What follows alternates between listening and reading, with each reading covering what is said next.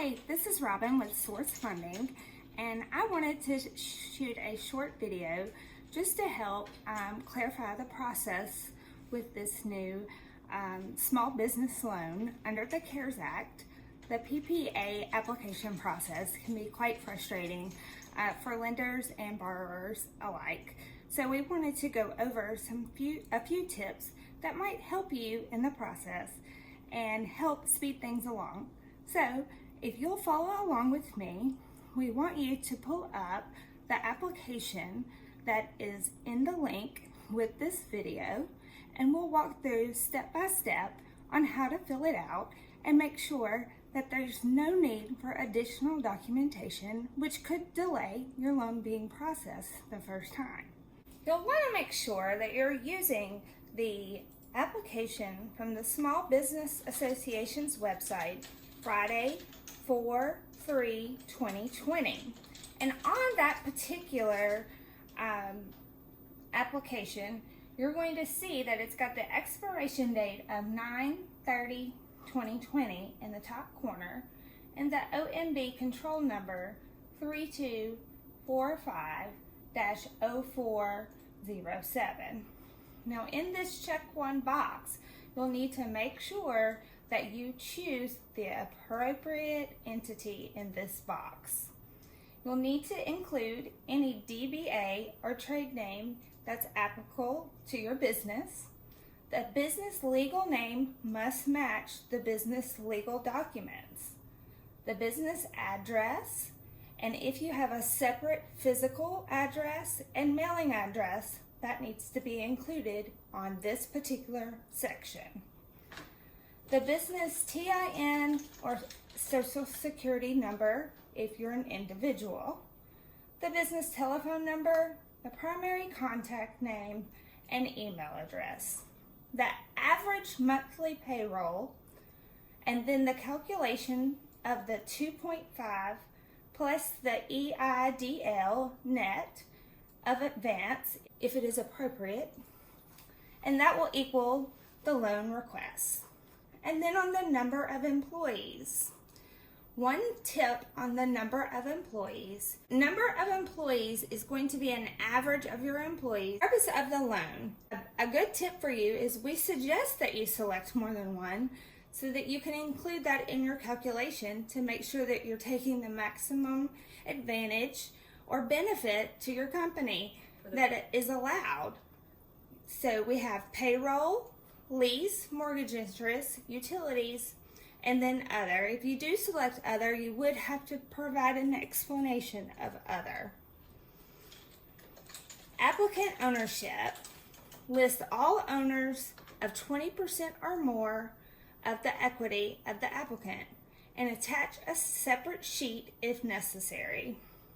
Now this is important if the owner is involved in more than one company. Important thing to note is that per social security number across all entities, benefits cannot be claimed more than $100,000. So we need to make sure that the borrowers are aware that they have interest in more than one company. That social security number does follow, and that amount will not be guaranteed greater than $100,000 per social security number.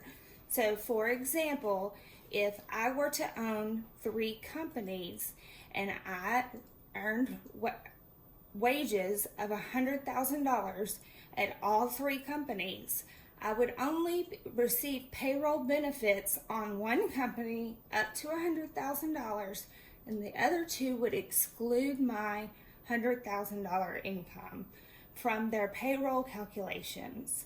So that is an important piece that you are aware of when you're discussing this with your borrower, or if you are the borrower yourself.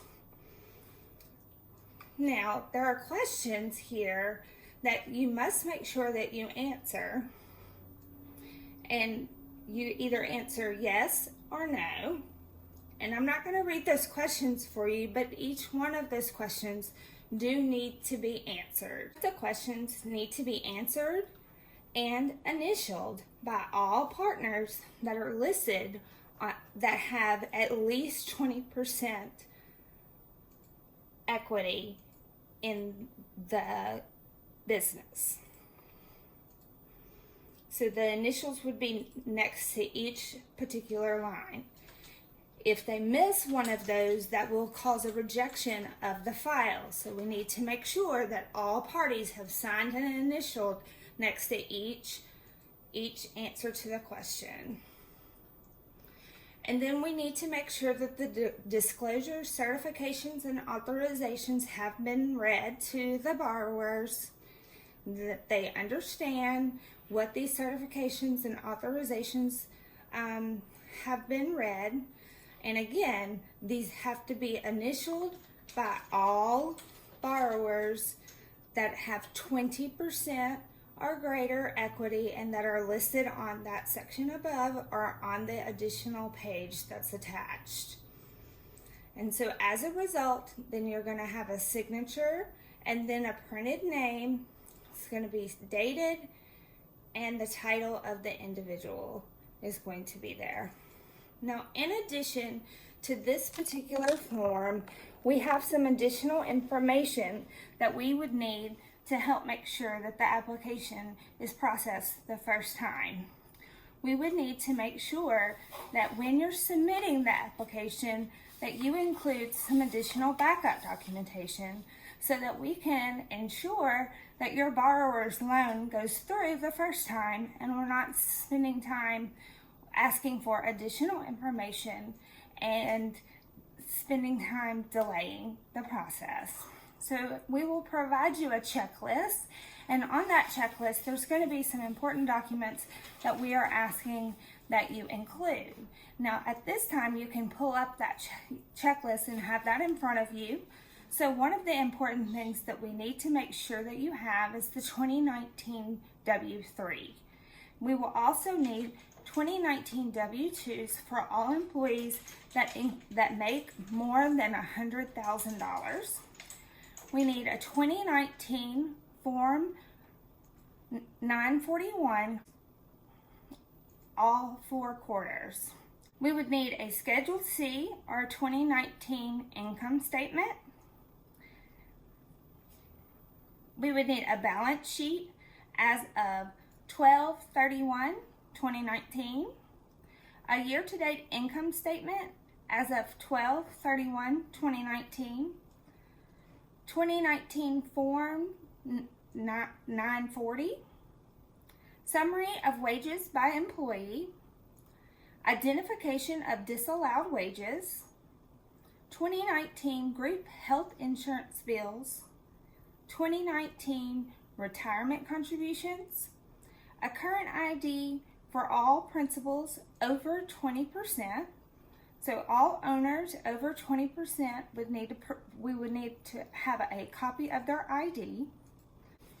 By following these few quick steps in the first line of defense will help your borrower's loan or your loan go through quickly. And we appreciate you taking the time to watch this short video.